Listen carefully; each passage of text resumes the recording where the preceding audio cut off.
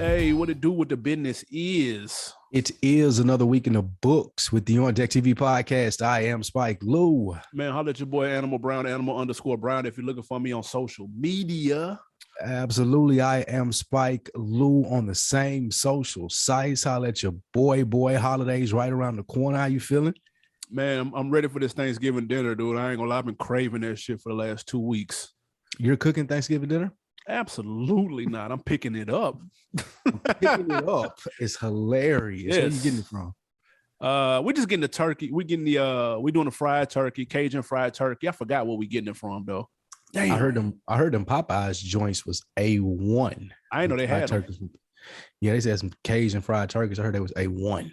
Damn, I didn't know they had no bullshit. I didn't know they had them. What the fuck? I don't know where we getting ours from, but and then everybody, the family making the sides and shit. So yeah, I'm fired up. That's swag. I'm not having a traditional Thanksgiving. I'm gonna be out of town, so I'm gonna do. I'm gonna go to a restaurant. I went to the Cowboys game for my birthday, so I'm gonna be in Dallas. I ain't gonna do the traditional thing. So hopefully, I can find something good to eat. Who the Cowboys playing? Oh, the Raiders. Going to the Cowboys Raiders game, man. Gonna tap in and see how that looks in person, man. Hopefully, get off that skid, but I'm excited. It'll be an L. The same way the L looks on TV, it's gonna look like that in person. Not coming from the dude who team just lost to the Vikings. Kirk cardiac arrest Cousins out here in these streets. But no, the people are not here for sports. I do appreciate the birthday wishes. You can go and get them off right now. It is Friday the 26th. Mark it on your calendars, folks. This week, our annual Guess Who's Coming to Dinner. We invite people to the On Deck hypothetical Thanksgiving dinner. This is a fun time. People that we would like to have conversations with just based off the stuff that happened throughout the years or that we've always wanted around to have some hip hop conversation. But before we get there, Jay Prince came through and he squashed the Kanye and Drake beef. We want to know, is that a big deal? Dr. Dre's earnings were revealed. Any surprises on that list for you? And Will Smith, he wanted to do a versus battle with LL Cool J. But first, any updates that we have on the untimely death of rap superstar Young Dolph? We wanted to share with you and then move on from those. Shout out to everybody who hit us up about the impromptu mini episode that we did last week regarding the situation. Appreciate that. Got really good feedback about that. It's unfortunate that this is what it took to do an impromptu episode, but we felt it was necessary. There is an update in terms of allegedly they have found the getaway vehicle. What's so crazy is though, at the same place that they found the getaway vehicle, there was a shooting that like later on that day at the same house. So I'm like, yo, what the fuck? Like, I don't know what's going on in Memphis, but and then the social media is doing, Instagram doing their job. Let them tell it. They done found who did it and they putting it on a bunch of people, man. People got to be careful with that shit because you could be very wrong in your assumptions and get somebody else fucked up for no reason, man. So, it's just unfortunate, man. Not a ton of details. Apparently the police still working on it, but they allegedly do have the getaway car, which is big. That is big, man. Hopefully whatever needs to happen from that happens. The internet sleuthing ain't gonna go away though. It's big now. It's big, and not even just in hip hop culture. This is period with true crime and all of these like things being solved online. People feel like they're a part of the case. Not any different with Dolph. Different rumors and speculation going around. Just do your Googles. We don't want to spew any speculation on our platform. But an unfortunate event. They allegedly, like you said, have the pictures, some shootings at the memorial happened. They arrested those guys that were shooting at the memorial. So how they find them so quick though? It was on their ass, man. But it was a lot of people there though, so they probably just okay. They was over there, and I think it was a heavy police presence already there. Yeah. But man, just again, unfortunate event. I hope the best works out for Dolph and his family for his family through the holidays, and just continue to strive past bad events like this. Yeah, I saw a bunch of stuff online, and who knows whether it's true or not, but I saw that he owned a lot of properties in Memphis. And I remember him talking about this before. He said he buys his kids properties for their birthday and stuff. So then maybe that has something to do with that. But if so, that's super dope, man. He seemed like he had his ducks lined up and that he was planning for the future and planning on when he wasn't going to be here. Don't think he actually thought it would come this quick, but it seemed like he got his shit in order and he was playing chess out here.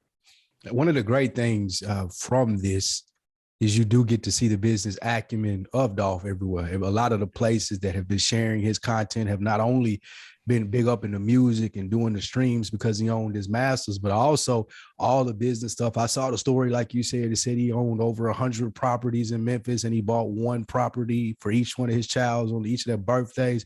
Yeah. Like, that's fire. That's dope. I hope the legend continues to grow from young Dolph, and it was just an unfortunate event. Absolutely, man. Moving on, you alluded to it earlier.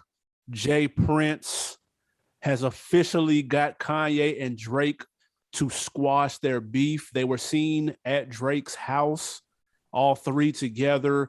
They then announced a benefit concert for Larry Hoover, to free Larry Hoover, where Kanye and Drake will be in attendance performing, allegedly. My question, Jay Prince squashing this Drake and Kanye beef, big deal, little deal, or no deal? Huge deal, especially with the unfortunate and untimely events of Dolph that we just got done speaking about. Even though we know, as Kanye West said, this is a professional rap beef and we never expected it to come to shootouts or blows. But to see them two standing there after all the animosity that has been put out over the last couple of years, that is dope. That is dope to have someone from the South representing Jay Prince to put that together. And the cause is dope as well. Like, I love to see what comes from this. I love to see how many benefit concerts that it takes, or how the two biggest, probably most influential artists in the world going free Larry Hoover. What does that equal? What does that equate to? Does it equal freeing Larry Hoover, who has been up and, you know, wanting to get out of jail since the 20, 30 years, for the last 20, 30 years, they've been talking about they were going to release him from jail. So I'm interested to see where this goes, how these two guys can play nice together. Again, I think it's a huge deal. And I think it's an even bigger deal that Jay Prince, the person, the godfather, Grim Reaper of hip hop, was able to play such a pivotal role. And now we get to see how powerful hip hop is and how they can work on behalf of Larry Hoover. Yeah, it's definitely a big deal. And it comes off, and I know this is weird because when Ye read off the shit when he was standing next to Jay Prince, it looked a little weird, like he was kind of forced. Like, it looked like he was reading a ransom note, and then it's got them two. The looks on their faces weren't like super ecstatic, but then Drake showed them later on kind of like kicking it or whatever, blah, blah, blah, blah, blah. My whole thing was, I do believe that those two were getting on each other's nerves. We're not going to say beef. That's a stretch. We know it's not that serious, but I do believe that they were getting on each other's nerves. But I also believe in their heart of hearts, they really are fans of each other and they fuck with each other. They would just get on each other's nerves, and Jay Prince know that shit. And he saw, like, man, this is becoming stupid. Let's flip this and turn this into something positive. They've got the benefit concert going down in LA next month. Full disclosure, I was definitely looking at getting tickets because I want to be in the building, and they were ridiculous. What's ridiculous? Like $300-400 for the nosebleeds. Nah, for like the 100 section. I ain't got 400 for that. I ain't got that. That's a Drake and Kanye concert. You think it's a show? If it was in Atlanta, maybe, but I can't fly to LA to then pay $300-500, and then with fees, bro. These are your favorite two artists, arguably, of all time, right? Agree. Facts. That's worth $400. I don't know what I'm gonna get though. Like, this isn't the Calabasas tour.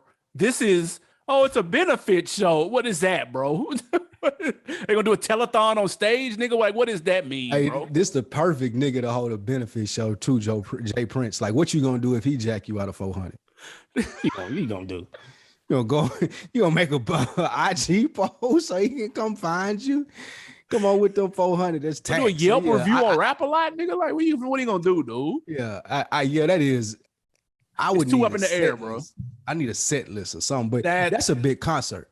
That is that. I feel like that'd be big, and if anybody can put together Jay Prince and, like, again, what they can do, just showing hey man, we put our differences aside for this one cause. I think it can go a long way for the possibilities of hip hop in the future, for getting things done for the culture, getting things that we need done, and not having a lot of ego and doing this petty beef shit as much as we have been in the past. So I feel like it's a really big step, even beyond just them two doing it. It sets the example for a lot of artists out there, a lot of movements, and a lot of people and egos to see, man, we can coexist in the same space, even though they try to tell us that we can't. Yeah, I still ain't got 400 for them tickets though. I still don't. No. I can't do it. Not if I have to fly to LA. I gotta get an Airbnb and I gotta pay 400 a seat, nigga, for two. Like, nah, if it was a legit Kanye and Drake show, though, you would have 400, right? If it was a legit Kanye and Drake show and it was on some one night only shit, meaning they're not coming here. It was a tour. What if it was a tour? It just didn't come to Atlanta. Like the closest it gets to here is like, which would be unbelievable. But let's say it comes to Miami and Houston and LA. Like Miami, Houston, LA, New York. Which one you going to? Miami tickets cheap as hell from Atlanta though. Nigga, you go to Miami for nothing, dude. That is a fact. So I might would fuck with that one though. Okay. The Miami one for $400. Maybe. Nosebleeds.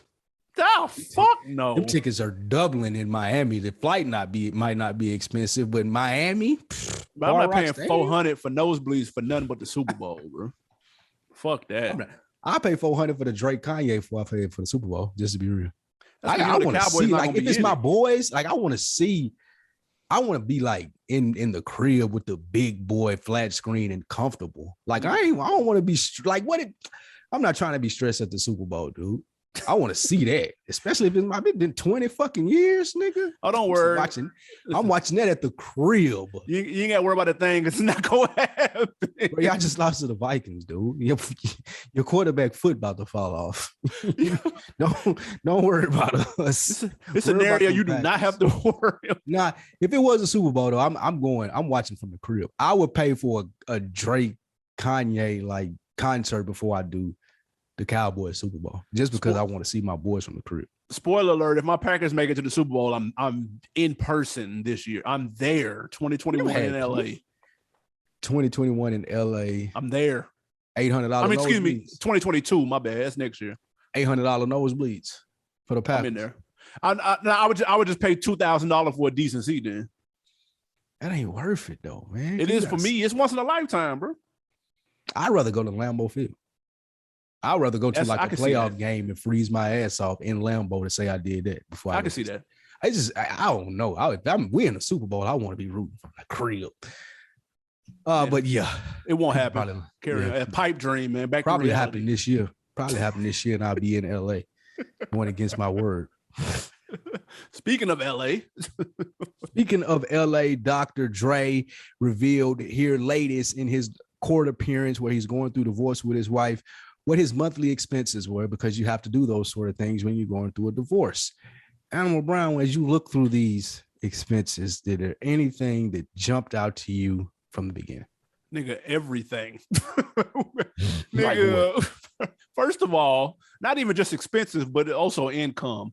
They said he makes $230,000 a month. That's number one. They said in his bank account, he has $73 million. No, excuse me. He has $182 million in cash, dude. So you read that wrong. Yeah, no. Man's got $180 million in his checkings and savings. My apologies, Dre. $182 million in the ATM right now is fucking bananas, dude. He's got $6 million in stocks. He's got $270 million in property. He just sold $73 million in Apple stock. Dude, all of that is fucking crazy to me. However, this is what I always like to look at when we look at stuff like this. I always want to see what people's expenses are. What is coming out? We know Dr. Dre getting to the bag. I understand that. What does he have to come out of pocket every month? He says he spends about $3 million on mortgages, $7 million on quote unquote gifts, and $156,000 a year in healthcare. What the fuck costs $156,000, dude? What is he buying, nigga? Fountain of Youth juice shots? The LeBron treatment. He getting the hairline and shit. The hair. But you know, LeBron do the whole body, little thermal sleep thing. Like he getting all of that shit done. But you left one part out that stuck out to me. What's that? This nigga spends $20,000 a month on groceries. That's nuts. What are you eating, dude? How is that possible to spend 20 racks a month on groceries, dude? $248,000 a year on groceries. Nigga got the snacks, dude. How is that possible to spend 20 racks on groceries a month? Yeah, that's ridiculous. God, that's crazy. Listen, this nigga expenses are ridiculous, dude. 21,000 for the cell phone? How? How do you spend 20,000 on cell phone bills, dude? Who are you talking? Are you calling aliens, nigga? Like, who are you talking to, dude? He paying everybody in the hood cell bills. That's a whole network company on that goddamn cell plan. That's a state. That's a whole state of cell phone bills, nigga. 20,000 a month in groceries is nuts, bro. That's a lot. Like, that's groceries are high. Like I look at the shit that I spend on groceries and be upset almost every month. But 20 racks? That's crazy. Hey, dude. Listen, 182 million in the bank account. Like, what do you go? Like, what are you doing? Like, why am I even out of the bed, dog? Like, why did I even get up? Why am I out? Why do I have on clothes? Why did I brush my teeth? Why did I do anything, bro? I got 180 in the bank, bro. That explains why you never see him. One. Exactly. And two, any nigga spending 20 racks on like groceries a month, I'm not going anywhere. I'm right here in front of the TV with the game on. Yeah, you can come through. We chilling. Plenty of food. You can come through. We chilling. I ain't going nowhere, nigga. Yeah, we still working on detox, eating these groceries, nigga. All of this fresh fruit, nigga. Come on. Nigga, you know what you gotta buy at the grocery store to spend 20 racks a month, dude? If you got 20,000 a month on groceries, then you might as well just buy a Whole Foods and have it. You might just get Publix and just have the whole shipment and just walk in that motherfucker when you go and just do whatever you want. Why didn't you just build one next door? Yeah, like you need a Publix next door to you, and it just be yours. Nigga, you just walk in and just grab shit and walk back to the crib. Thanks. You got little workers in there and everything. Hey, Dre, how are you today? People stocking and shit too. That's nuts, man. But yeah, shout out to Dre. I don't know what all this means in terms of how much he's gonna have to come out of pocket, and I would love to get like an entertainment lawyer on the show to break some of this shit down, dude. Does this mean he's hiding shit? Because you know how some people do. They be like, yeah, I got 30,000 in the bank account. They really got like offshore accounts and shit. Do Dre got 150 million in an offshore account too? Like, how does this work, dude? Right. This sounds like he needs some money management. Like from everything that I've ever heard, having that much in the bank account is not a good idea, right? Because it ain't doing shit. Yeah, like it's not a good idea if you got 180 million a guy. But then again, it goes to show like what else do he got somewhere else? Then? Like that's nuts. If you just got that sitting in the bank account, like I ain't even got to worry about it. This money ain't got to be making no money or nothing. It's just like I'm kicking the shit. I got to go to the ATM. This ain't even like last end of the road money or I got to invest or double it money. This is like, oh, I got 180 million. That's insane. What else is also insane is this verses that Will Smith tried to put together with Will Smith versus LL Cool J. Will Smith tried to make this happen. My question to you, is this a good matchup or is this the worst matchup you've ever heard? Versus. It ain't the worst I've ever heard, but Will Smith definitely gonna go out there and get embarrassed. Nigga got LL Cool J fucked all the way up. Nigga ask some old heads about LL Cool J. Will Smith got some solid songs and the get jiggy with it and the Wild Wild West shit. Like that's respectable. Miami. But when you in that Versus arena, all LL Cool J would have had to do was pull a Jada Kiss, rapping that shit, nigga, hit him with the I'm bad, pause, come up out of the shirt, nigga, had a cane go on, nigga. It would have been a long motherfucking day. And never Will Smith, nigga, they had to call Jada, nigga. Another like get Jada in here to get this nigga up off of me, man. I don't know what he was thinking just I guess since both of them movie or actors now, right? But for the people that don't know, because I didn't, and I wasn't really abreast till I had to ask. And if you don't know, ask somebody that was of age when LL Cool J was like doing his thing. Yeah, he was a shit, bro. Yeah, he was the first probably rap superstar. Like to equivalent, how it was explained to me was the old head said, think of how Lil Wayne was in his prime. He was the first Lil Wayne. That was how he explained LL Cool J when he came out. And what the shirt off and walking with the boom box and the Kangol, motherfuckers like that's different. I hadn't seen nothing like that before. Yeah, exactly. So that's nuts. The matchup isn't well. First of all, let's be clear. Will Smith does not have 20 bangers. Let's be very clear. He doesn't have 20, but he did say he had an unfair advantage because he has Jazzy Jeff. He has a DJ that he can play off of. And now, if you think about it. Let's think about it. Look at the Locks and what they did to Dipset. The Locks put on a show. They had a legitimate show planned out with their DJ. Their DJ was the low-key MVP of that Verzuz. So if Will Smith can actually plan a real show with Jazzy Jeff and they play off each other, how they do it, blah, blah, blah, blah, blah, then he might have a puncher's chance at beating LL if he puts on a better show, because we know LL got more records than him, though. Yeah, LL got better records, and Jazzy Jeff ain't gonna save you. Jazzy Jeff get threw out of there like he used to get threw out on Fresh Prince, nigga. He ain't gonna save you, nigga. Get out of here. Nigga really being disrespectful there. LL do need to go against somebody, though. Like, just I can see that happening, though, on some real shit. I don't know if it will happen, but it needs to. That makes sense to me. He a legacy act, obviously. He's definitely a legacy act, but no. Yeah, Will Smith, he too gassed off of that book. He got the book out. He got the Serena movie. He trying to get that Jada smoke off. Like anything where y'all niggas ain't talking about me and Jada and that's true. It's just whatever. I don't care about getting watched in the Verzuz, nigga. Just let me get out of the house. Just let me get as far away from this red table and all of that talk as possible, nigga. Yeah, I sit here and get washed in the Verzuz, nigga. Can we do 25 songs? I know he up 20-5. I know he's up 20-0. Can we do 5 more though? Oh shit. Hey man, let us know, guys. Is Will Smith versus LL a decent matchup, or is it a blowout like how we think it would be? On Deck TV show is the IG. Leave a comment. And of course, youtube.com/OnDeckTV, man. If you're watching this, make sure you leave a comment and a thumbs up too. Bro, it's one of our favorite episodes of the year. We do this every year. Guess who's coming to dinner 2021? Like you said, we usually pick about 3 people in hip-hop, in the hip-hop space. It could be artist, producer, executive, wherever you want to do it.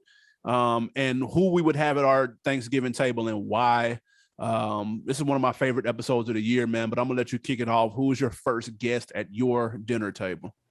First guest at my dinner table. This is gonna be an epic dinner.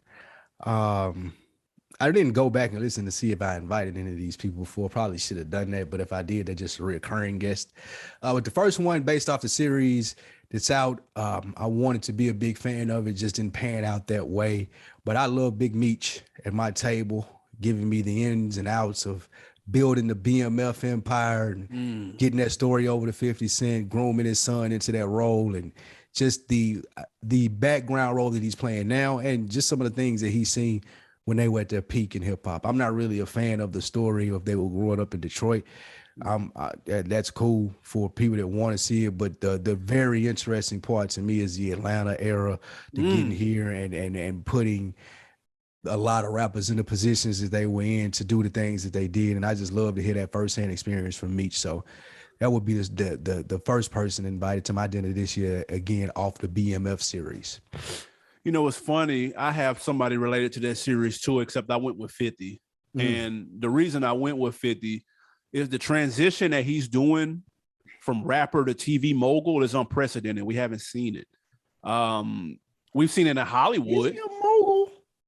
Yeah, he's got several television series on TV, and not just with one network.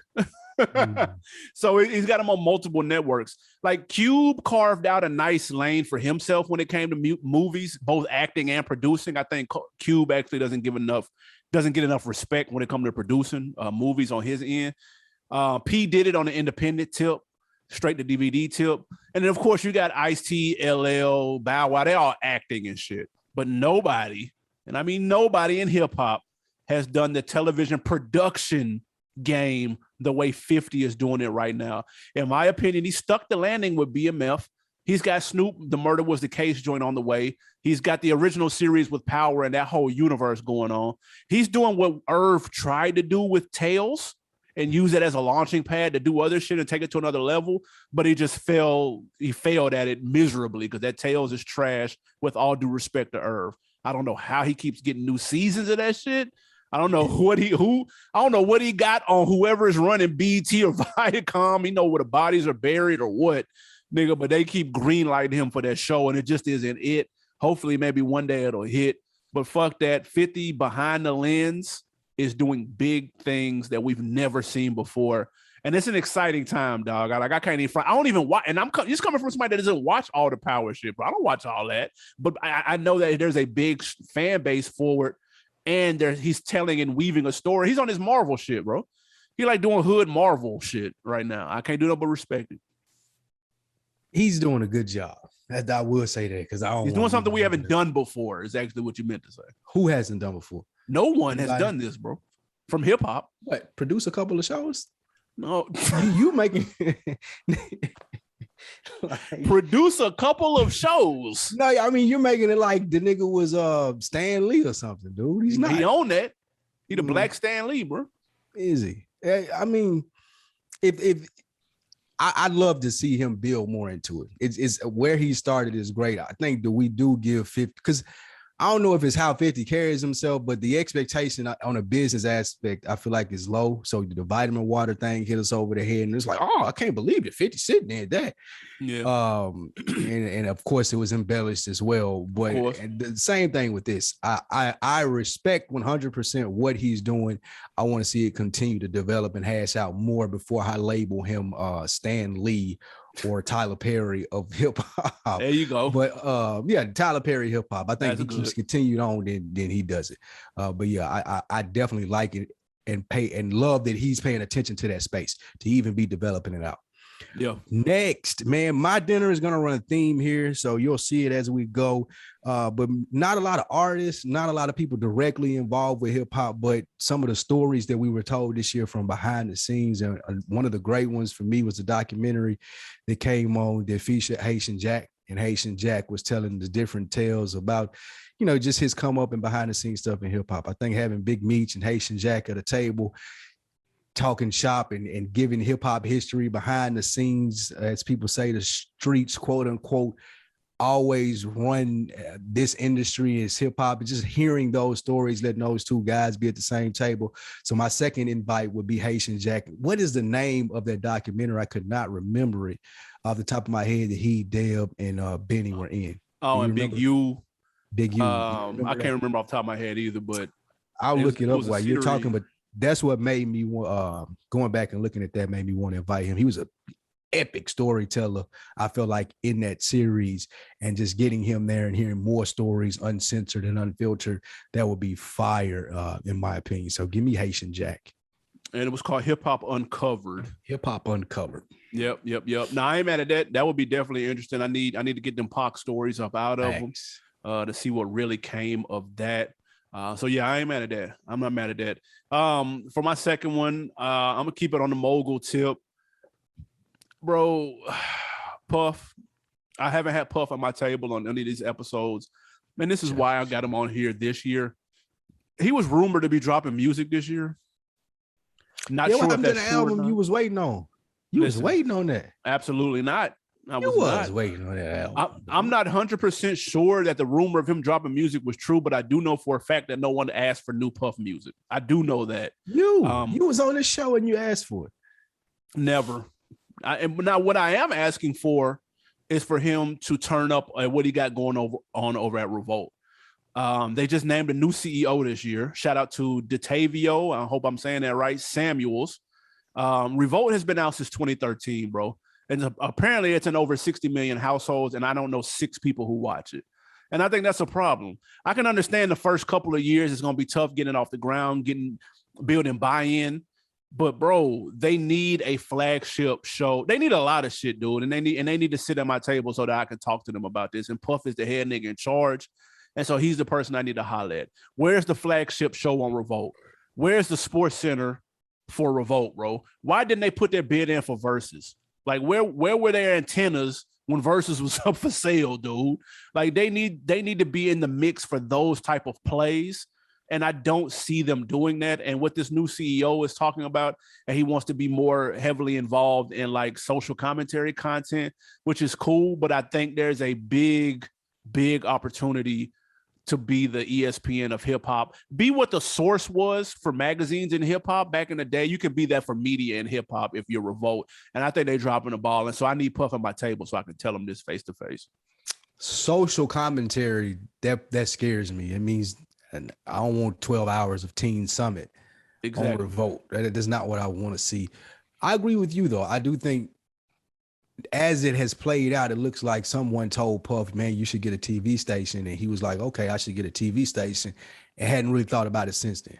Exactly. I think he's on to like trying to own an NFL team. And what's the next thing you do after you buy a TV station? Whatever that is, I think that's what he's trying to do now. Like, we know Puff moves and grooves a lot quicker than other people. So he probably was in and out on this quicker than you should have been, because I agree with you. ESPN of hip hop, being able to go somewhere and get our news unfiltered the way that we should be able to hear it would go a long way in this culture. And it's right there to be able to be done. Who better to do it than Puff? Again, it's just not doing what it's supposed to do, especially from people like us who are looking for that type of content.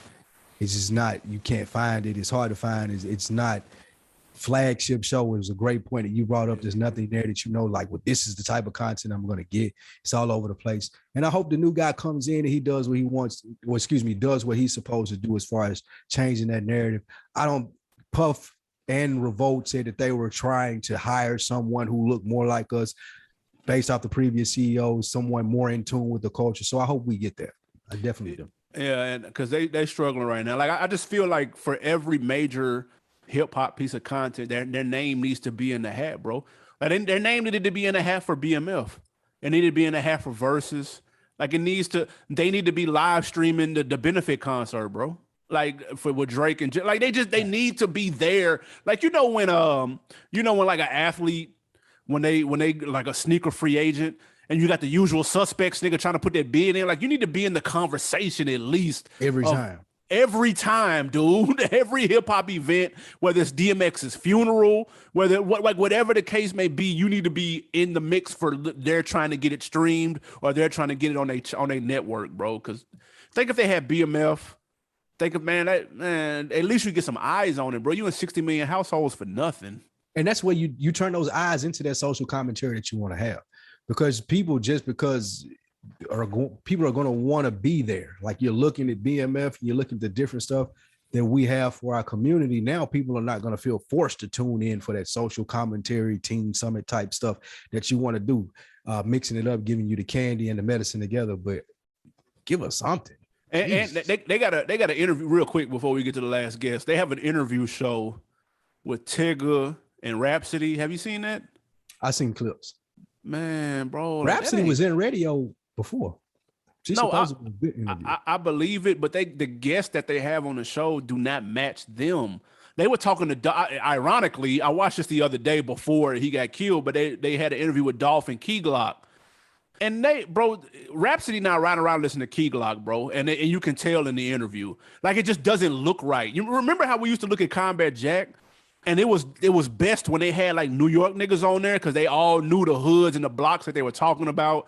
We were flies on the wall of a conversation. But when he had nigga Yo Gotti on there and you just spewing Wikipedia facts and shit, you could tell that he wasn't familiar. You could tell Big Tigger and Rhapsody weren't familiar with Key Glock and Dolph like that in order to have a real conversation with them, bro. Like, the guests weren't into it and neither were the hosts. And I watched another episode and they had fucking Duke Deuce. And I'm like, bro, why is Duke Deuce talking to Rhapsody, bro?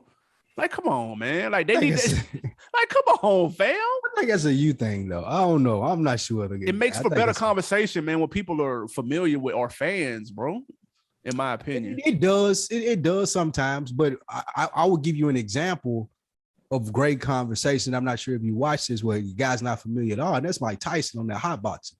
Like when rappers go on that, sometimes he ain't familiar as shit, but it's still good. I don't know if it's because of Mike Tyson and they can't beat his ass or something, and it's less like tension, or there's more tension. I don't know what it is, but I think that's completely opposite of what you said. But I do get it, because sometimes on a combat jacket will feel like, like I'm not really, everybody likes you and tells me that I should talk to you, so I'm going to talk to you and figure out as much information as possible. But the rest of it is natural conversation because they're more familiar with each other. But Mike Tyson, he don't be familiar with no goddamn body. It's just the same. Like that interview with Boosie was great just because like you never hear anybody talking with Boosie like it. Yeah, exactly. So yeah, but I definitely see what you're saying. The last one, to round mine out, we spoke about it a little earlier. You'll see the theme of mine in the last seat, is Larry Hoover. I would love to hear some of the experiences that he's had over the last 20, 25 years and trying to be released, even the process of being put in jail, and some of the stuff that he's heard as to why they've continued to have him locked up. What he thinks about Drake and Kanye, speaking on his behalf, what he thinks about Jay Prince, and the efforts that have been done for him and why he thinks they're trying to keep, man, it would be so many questions that I would have, especially with the pairing with Big Meech and Haitian Jack. I don't know if he's I don't know. He's not on their level. I just like his storytelling, but I think Larry Hoover and Big Meech and that whole table would be some very interesting conversations about the behind the scenes stuff for hip hop and things of that nature. So that would be my last one. I agree. I'm going to assume that he's giving Kanye the okay because his son he's been with his son most of the time. His son was on Drink Champs. His son has been right next to Kanye for much of this talk. So they've been rolling. Yeah, they've been rolling. Yeah, I'm assuming he gave him the green light, but now that's a good one too. Because I do wonder what he thinks about all of this publicity that he's getting.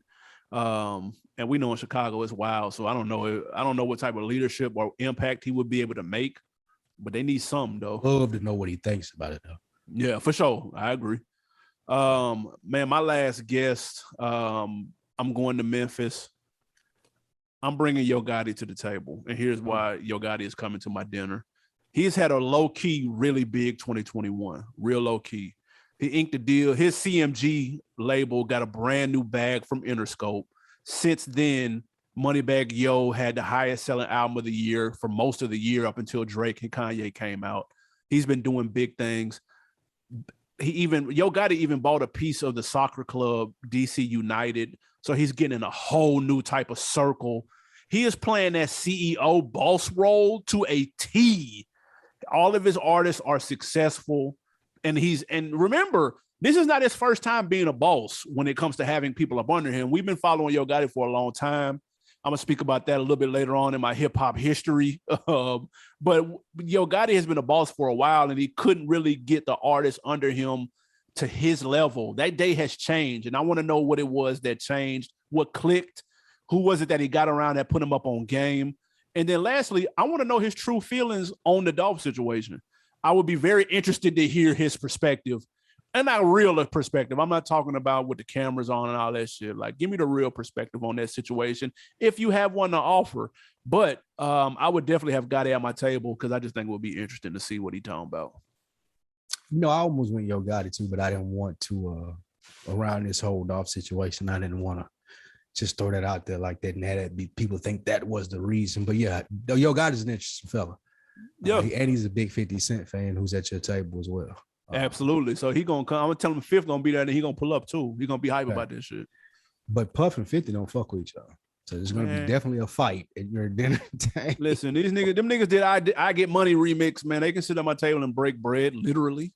Puff has smashed his baby mama since then, though. He was smashed. That might be tricky then. Yeah, like Puff might bring her with him. That might just what's up, Playboy? What's up, Curtis?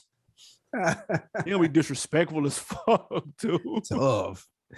Real. I like that though, man. I like them three. Just for the recap, I got Yo Gotti, 50 Cent, and Puff at my table, man, for Thanksgiving, man.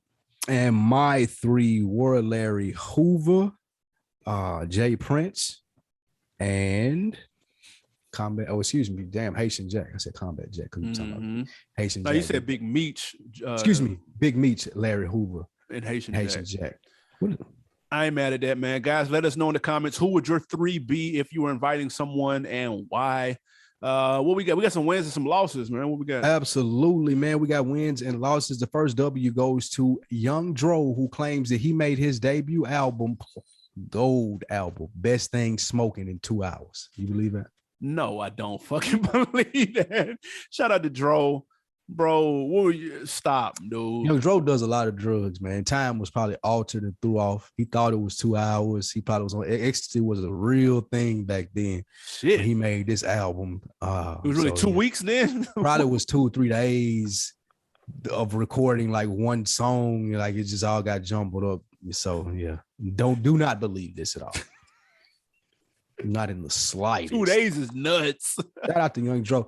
I was reading something that Vince Staples was talking about how Atlanta had the best rappers. He was like, a lot of niggas don't even talk about Young Dro, and he better than a lot of your favorite rappers from other places. Just talking about his wordplay and stuff. Young Dro, dope. You ain't familiar with Young Dro, man? Go check Young Dro out though. That first album was tough. That first album was tough, and he keep a hit on deck. Facts. Every 8 years. The next L goes to Lil Pump. He owes the IRS, wait for it, $1.6 million from the time when Gucci Gang was popping. So Rizap, if you don't want to see it, I will. Listen, J. Cole tried to warn him.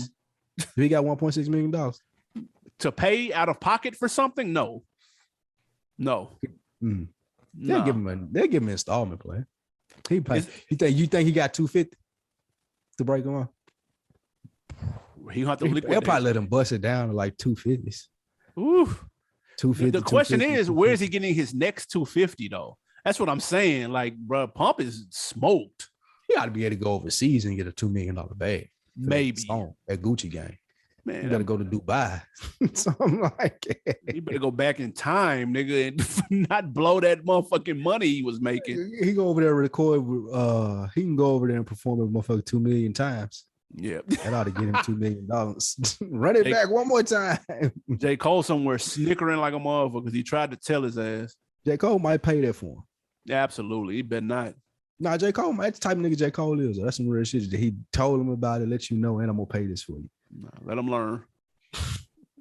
An L to Birdman, former Stunner Island residence that he bought in Miami not too long ago. It sold for $33 million.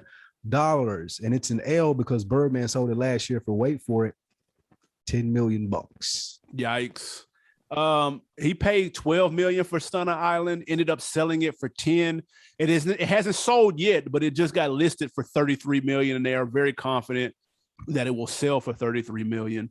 If I just sold it for 10 million last year, dude, and not even a year later, it's up for 33. If it sells anywhere close to that, I am all the way pissed off. He ran that motherfucker down though. He did.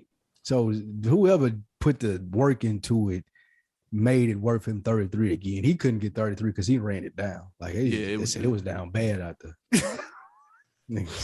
Plumbing don't work. Not. He was doing way too much out that motherfucker. Yeah, like he ran that motherfucker all the way down. So he didn't give a fuck about fixing it up. So I get it. Hey man, before we get to this on deck of the week, I mentioned the hip hop history. Again, November is the very first ever hip hop history month. We spoke about Yo Gotti. It made me think of the time. Shout out to Fate Eastwood that we went to Memphis, rode to Memphis with Fate, and we went and chilled in Yo Gotti house. And Yo Gotti had it was, I never forget this. This was probably like 05, 06. And Yo Gotti had the big dog crib, pool table, the whole nine. And he was like, yeah, you know what I'm saying? This is one of my houses, you know what I'm saying? And we were looking like, one of my houses? What? And he was like, yeah, I got another one on the other side of town. And then he had just came out with that Yo MTV Raps chain, but it said Yo Gotti. And he was like, yo, how this look?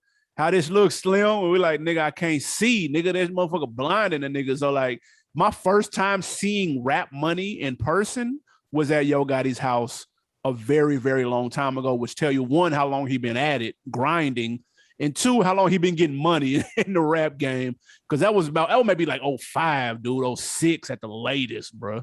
Shit was crazy. I remember that shit like it was yesterday. I remember that. I definitely remember that, and those things stood out.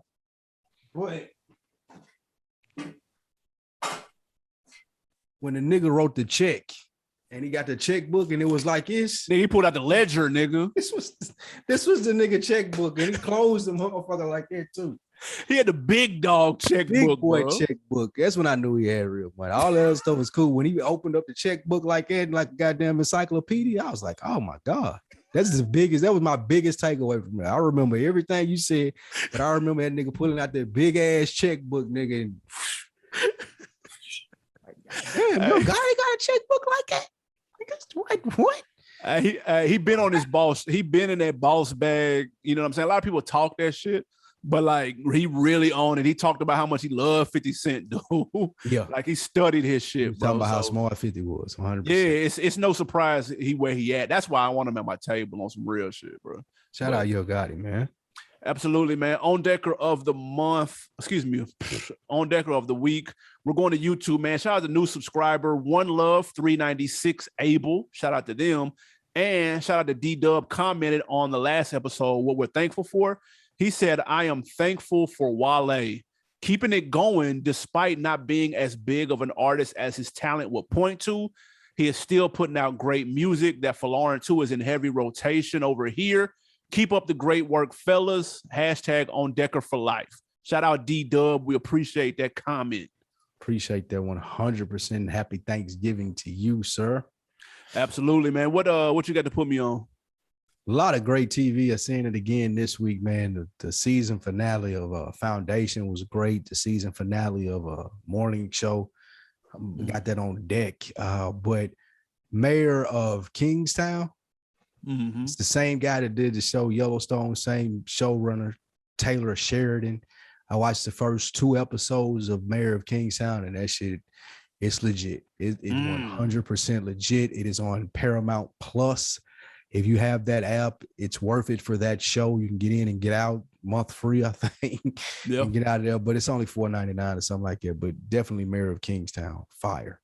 Yeah, I'm definitely going to check that out. I hope to get some TV watching done over the holidays. I am super behind on shit. Like I ain't started Succession. I ain't started a bunch of shit. Bullshitting with yourself about that Succession. This is true. I am. Run them 5 so quick. Yeah, I'm hot about that. And real quick too, I forgot there was another subscriber. Shout out to Tariq H. He subscribed to YouTube. Triple salute again. YouTube.com/OnDeckTV. The link is in the description. Make sure you hit that subscribe button. I went to Dave Chappelle's event on Sunday down here for his documentary screening. I don't know if he plans to go to different cities with this, but if he does, I highly recommend attending. If you don't know what the hell I'm talking about, he filmed a documentary last year during the quarantine when he held private stand-up shows in that small ass city in Iowa or wherever the fuck he lives. He did several shows over the summer and he documented the whole thing. And he brought in comedians from all over the world, like big dogs. He was doing shows every day. The nigga did 55 shows over the summer, brought a lot of money to the community. Long story short, he documented all of it and was going to have that documentary played at a bunch of film festivals. But then when he came out with that last special, people tried to blackball him. The film festivals denied his movie. So he decided to take matters in his own hands and he played the movie for, I don't know, 1 million motherfuckers at State Farm Arena on Sunday.